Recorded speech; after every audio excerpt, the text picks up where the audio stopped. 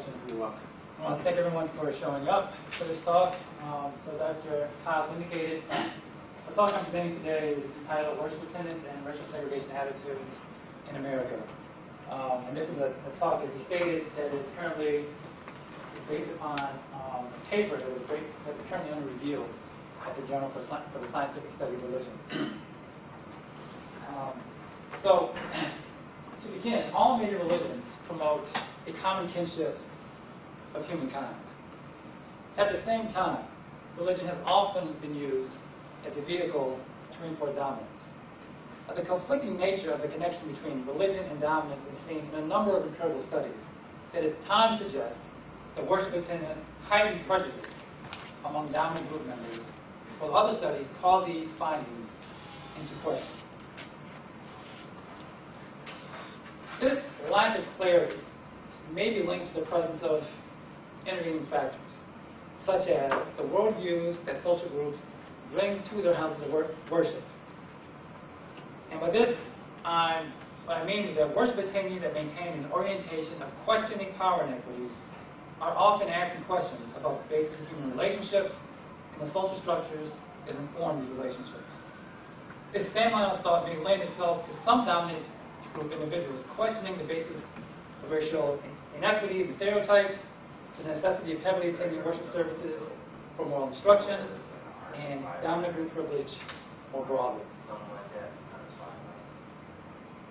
To that end, it would not be too surprising if the association that we observe between worship attendance and racial attitudes among whites is in part a function of the quest orientation and subsequent racial attitudes that congregants are bringing with them to their house of worship.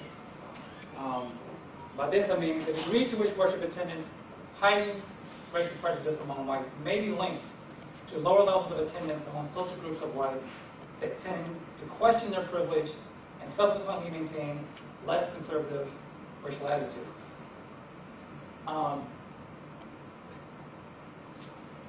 However, there's not been a lot of research looking at this connection between religion and racial and ethnic outgroup attitudes among racial and ethnic minorities. And so the connection between worship attendance and the racial attitudes of Blacks and Hispanics is far from clear. And so what this study is trying to do is fill this gap in the research by looking at this connection between worship attendance and racial segregation attitudes among whites, Blacks, and Hispanic Americans. So the inconsistency in this connection between religion and prejudice that I just mentioned a moment ago may be linked to the exclusion of secular or the religious unaffiliated from these studies. Now, this is an important omission because the religious unaffiliated or secular individuals are more likely than others to maintain this quest religious orientation that, as I just mentioned, is associated with questioning the inerrancy of religious teachings and constructions of race and ethnicity that are historically based upon dominance and marginalization. And so the extent to which, this is unclogged a little bit, I apologize for that. But the extent to which worship attendance is associated with white prejudice attitudes may in part be connected to the presence or lack thereof of the religious affiliated within houses of worship. Accounting for cohort effects may add further clarity to this connection between worship attendance and outgroup attitudes among whites. Whites that came of age during the post-civil rights era of the mid-to-late 1960s and early 1980s, as well as the Bush and Reagan era of the early 1980s to the mid-1990s, tend to hold less stereotypical attitudes of Blacks. And like secular whites, the younger cohorts of whites, questioning of racial inequality may also reflect larger questions about hegemony, which includes looking to dominant religious institutions as a primary source of moral instruction.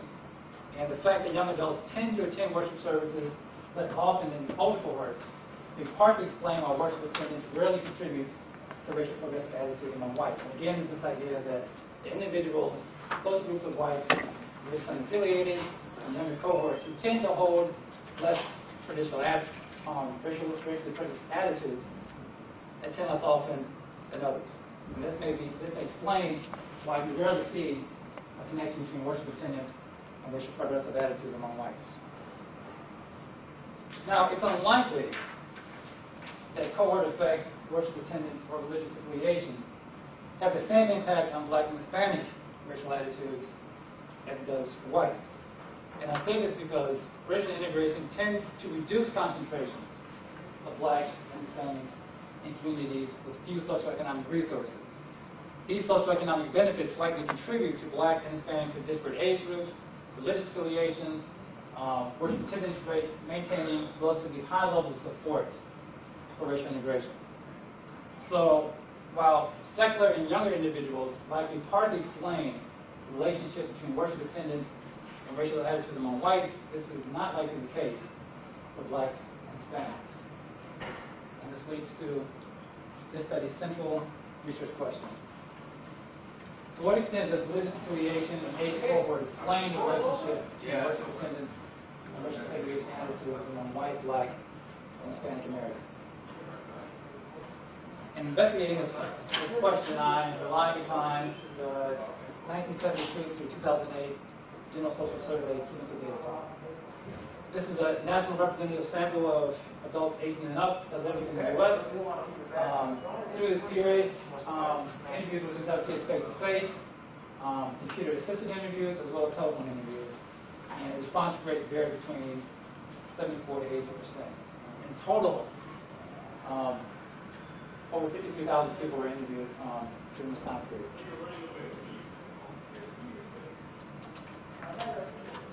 Okay, in this table right here,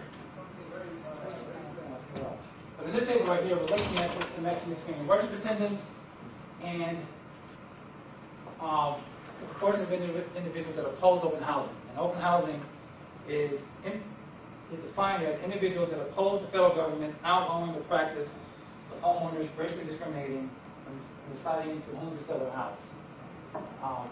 For this presentation, I'm only presenting this one dependent variable, people that oppose open housing. In the paper, I looked at 8 dependent variables.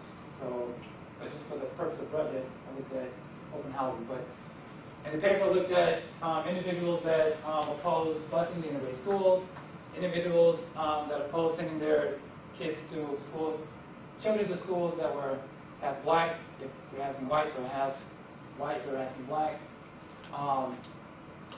I also looked at people's willingness to live in neighborhoods that were racially diverse. Those are the variables that I looked at. But for this presentation right here, I'm just presenting this open housing question. But in the paper, all the patterns pretty much work out the same way. So if you want to get the paper, let me know, and I can email it to you. But in this table right here, we see that for white, worship attendance is associated with opposing open housing.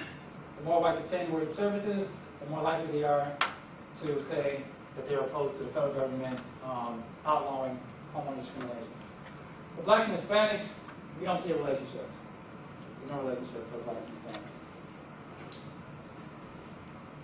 Now, in the multivariate model, in this table right here, and I apologize for this being pulled off. I'll have to explain what these independent variables are right here.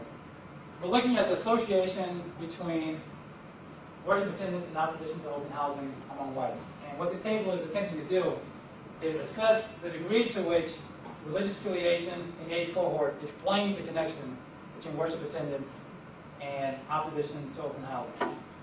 So, let me choose the pointer right here so people know what I'm talking about right here. Yes, okay. So this is worship attendance. This is evangelical Protestants. People identify as evangelical Protestants. People identify as mainline Protestants. People identify as Roman Catholic. People identify as Jewish. People that are from other faiths. People that are from other Protestant denominations. These are the cohort variables. People that came of age during the pre-civil rights era. People that came of age during the civil rights era. And people that came of age during the post-civil rights era. So for the cohort variables, these groups right here are compared to people that came of age during the Generation X and Y period. People that came of age during the 1980s and 90s.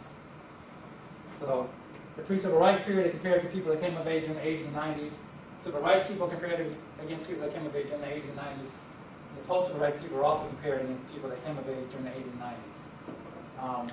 With the religious affiliation variables,